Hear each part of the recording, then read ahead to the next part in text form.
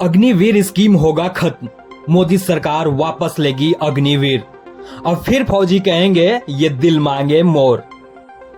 देश में एक बार फिर मोदी सरकार आ रही है, लेकिन तीसरी बार बन रही मोदी सरकार के पास पहले वाला पावर नहीं होगा, क्योंकि भाजपा के पास बहुमत नहीं है। मोदी सरकार 3.0 अपने सहयोगी दलों के भरोसे है। इस नई सरकार में बिहार के मुख्यमंत्री नीतीश कुमार और आंध्र प्रदेश के चंद्रबाबू नायडू किंग मेकर की भूमिका में हैं। यही वजह है कि मोदी सरकार अपने पिछले कार्यकाल में लिए गए फैसलों में बदलाव भी कर सकती है।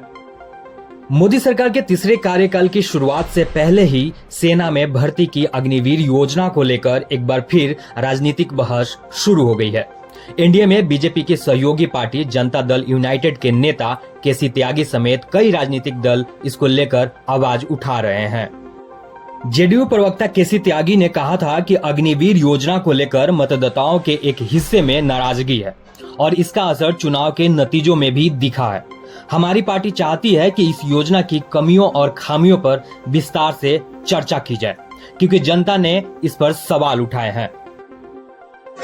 अग्निवीर योजना को लेकर के मतदाताओं के एक हिस्से में नाराजगी रही है। हमारी पार्टी चाहती है कि विस्तार से उन कमियों खामियों को दूर किया जाए, जिसको लेकर के जनता ने हालांकि चुनाव प्रचार के दौरान भाजपा ने साफ साफ इस योजना को वापस लेने से इनकार किया था, लेकिन लोकसभा चुनाव के रिजल्ट आने के बाद आलम कुछ और है। अब जेडीयू की इस मांग के आगे मोदी सरकार को झुकना होगा, क्योंकि प्रधानमंत्री नरेंद्र मोदी की नई सरकार नीतीश कुमार के समर्थन पर टिकी है। वहीं जेडीयू के बाद लोजपा रामविलास के राष्ट्रीय अध्यक्ष चिराग पासवान ने भी इस योजना पर पुनर्विचार करने की इच्छा जताई है। बता दें कि खुद को पीएम मोदी के हनुमान बताने वाले चिराग पासवान ने बिहार में मिली 5 सीटों पर जीत दर्ज किया है। ऐसे में मोदी सरकार के लिए चिराग एक अहम सहयोगी हैं और उनके मांगों पर अब सरकार को ध्यान देना होगा। वहीं इस बीच उत्तर प्रदेश में 37 सीटें जीतने वाली समाजवादी पार्टी के नेता अखिलेश यादव ने भी अग्निवीर योजना का मुद्दा उठाया है। उन्होंने कहा, अग्निवीर व्यवस्था को तुरंत खत्म करना चाहिए। सरकार को स्वीकार करना चाहिए कि उनकी गलती है कि उन्हें अग्निवीर जैसी व्यवस्था नहीं लानी चाहिए थी, और उन नौजवानों को उम्र में छूट भी देनी चाहिए जिनको अग्निवीर योजना के कारण रोजगार नहीं मिल पाया है।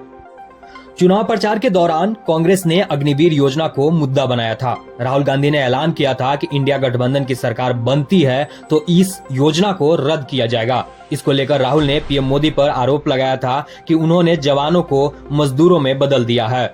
हम जवानों को फिर से जवानों में बदलेंगे। उन्होंने कहा था कि ये नरेंद्र मोदी की योजना है। हमें 2 तरीके के शहीद नहीं चाहिए, हमें 2 तरीके के जवान नहीं चाहिए।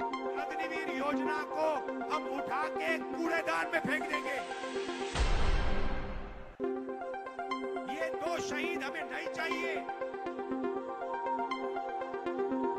एक शहीद को शहीद का दर्जा मिलेगा, दूसरे को शहीद का दर्जा नहीं मिलेगा।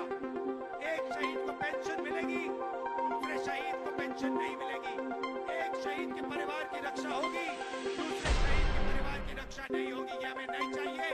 अग्निवीर योजना को फाड़ के डस्टबिन में फेंकने जा रहे हैं।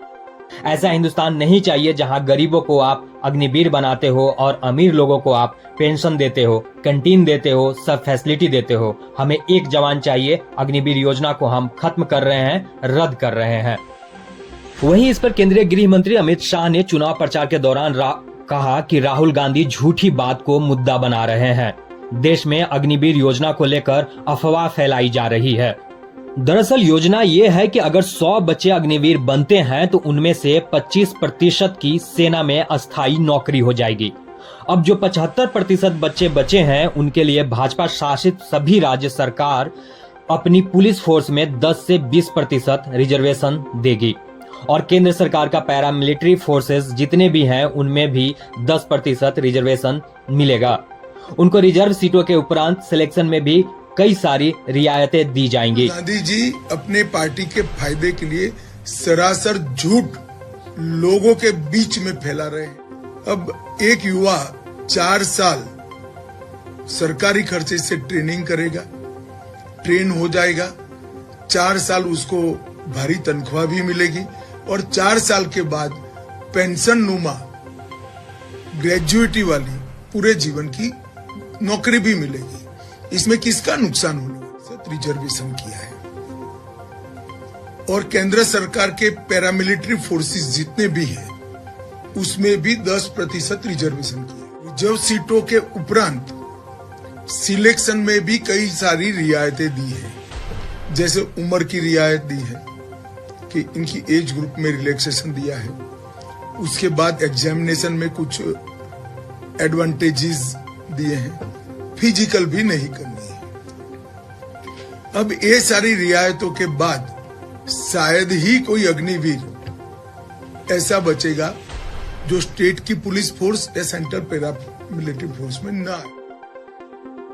बहरहाल अग्निवीर योजना को लेकर एक बार फिर बहस जारी है। वहीं अब अंदर खाने से खबरें आ रही हैं कि इस योजना में बदलाव किया जा सकता है। सरकार बनने के बाद इस पर कोई बड़ा फैसला लिया जा सकता है। वहीं सेना के पूर्व अफसरों का कहना है कि इस योजना को रद्द करके पुरानी भर्ती प्रक्रिया को लागू किया जाए। भाजपा सरकार ने इस योजना को 14 जून 2022 को देश में लागू किया था।